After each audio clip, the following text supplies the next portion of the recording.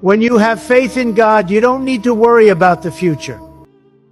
Everyone wants success, but only 2% ever achieve it. The reason? A brutal truth most people refuse to face.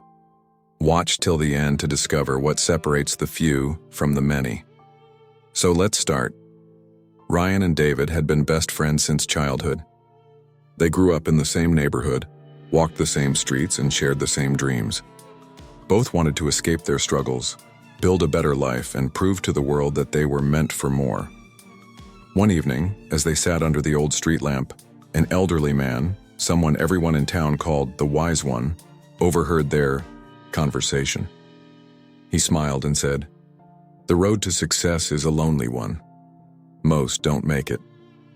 Ryan and David exchanged glances before laughing. Lonely?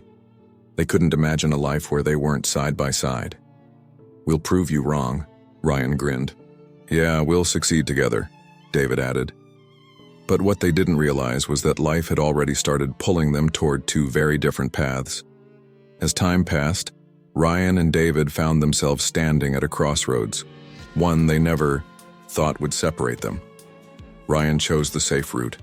He landed a stable job, got a decent paycheck, and spent his evenings watching TV or hanging out with friends. Weekends were for parties, road trips, and relaxing. Life was easy, predictable, and comfortable. David, on the other hand, took a different path. He skipped nights out, invested in books and courses, and worked on building something of his own. His days were long, his pockets were often empty, and the weight of uncertainty never left his shoulders. One night, as they sat at their favorite cafe, Ryan looked at David's tired face and shook his head. "Why suffer so much, man? We're still young. We should enjoy life while we can." David took a deep breath, staring at the glowing city skyline. "Because I don't just want to live. I want to build something that lasts," Ryan chuckled, taking a sip of his coffee. "Or, you could just live easy like the rest of us." What he didn't realize was that those words were the very reason most people never make it. As the months passed, Ryan settled into his routine. Evenings were spent binge-watching Netflix, scrolling through social media, and planning weekend parties. Life was good, easy, comfortable, predictable. David, on the other hand, was nowhere to be found. While Ryan relaxed, David was locked in his tiny room, eyes glued to books, learning new skills, working on projects, and failing over and over again. One night, Ryan called him. "Dude, we're going out tonight. You need a break." "Can't. I'm working on something," David replied. Ryan laughed. "Man, why work so hard? Life is short. Enjoy it while you can." David paused for a moment, staring at the pile of unfinished work in front of him. He was exhausted, frustrated, but deep inside there was a hunger, a fire that Ryan would never understand. Because while Ryan was chasing small comforts, David was chasing something bigger, something that most people never dare to reach for. Time kept moving, but Ryan and David's lives started looking completely different. Ryan had settled into the routine of the 98%, waking up, going to work, waiting for the weekend, and repeating the cycle. The same job, the same paycheck, the same conversations. Life was comfortable, yet something felt missing. David, on the other hand, was fighting battles no one saw. His days were filled with failures, rejections, and long nights of self-doubt. There were moments when he felt completely alone, questioning if the sacrifices were even worth it. One evening, Ryan and David ran into each other after months. Ryan smirked. "Still on that grind of yours?" David, exhausted but determined, nodded. "Yeah, and I'm just getting started." Ryan shrugged. "Man, I don't get it. You're always working, always struggling. Meanwhile, I get my paycheck, I chill, and life's fine." David just smiled, because he knew something Ryan didn't. Comfort feels good, but it doesn't lead anywhere. Growth hurts, but it changes everything. And for the first time, it became clear. Ryan and David were no longer walking the same path. The wake-up call, reality hits. Hard Ryan thought his life was set. Steady job, decent pay, and weekends to enjoy. But one ordinary morning, everything changed. His boss called him in. "We're making some changes, like today will be your last day." Ryan's heart sank. "But I've been here for years." The boss gave a polite smile. "We appreciate your time, but things are moving fast. We need people with new skills." Just like that, he was replaceable, forgotten, outdated. For the first time, reality hit hard. He had spent years in comfort, never growing, never preparing for the future. And now, he was left with nothing. Desperate, he called David. They met at a quiet cafe, and as Ryan looked at his old friend, tired but confident, still struggling but moving forward, he sighed. "You were right," he whispered, voice heavy with regret. "But I think it's too late for me."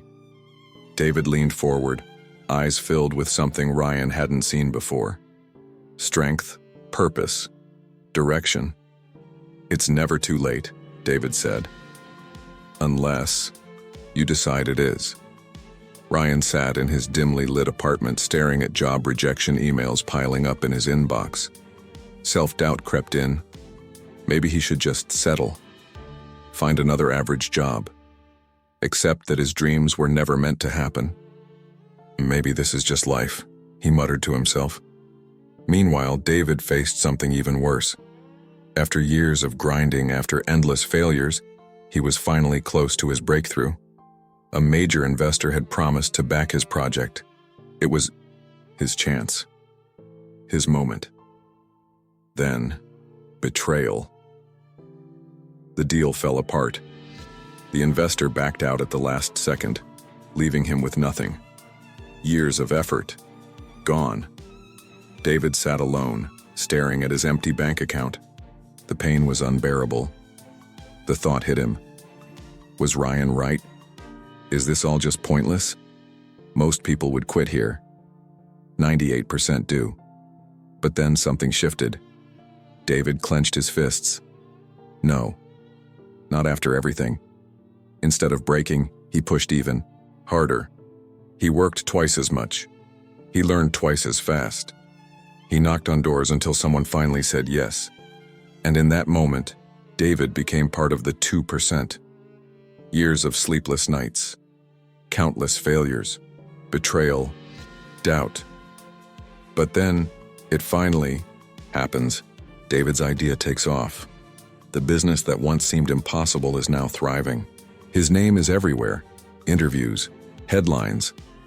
People who once ignored him now want his advice.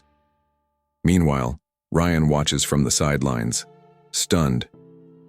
David, his old friend, the one he once laughed at, had made it.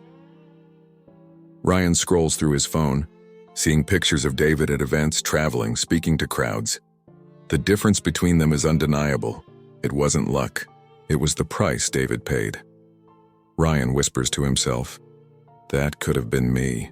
But deep down he knows he had given up too soon. Years pass, Ryan and David meet again. Two old friends, but now from two different worlds. Ryan, now living an average life, looks at David, the success, the confidence, the purpose. Finally, he asks the question that's haunted him for years. "I thought we were the same.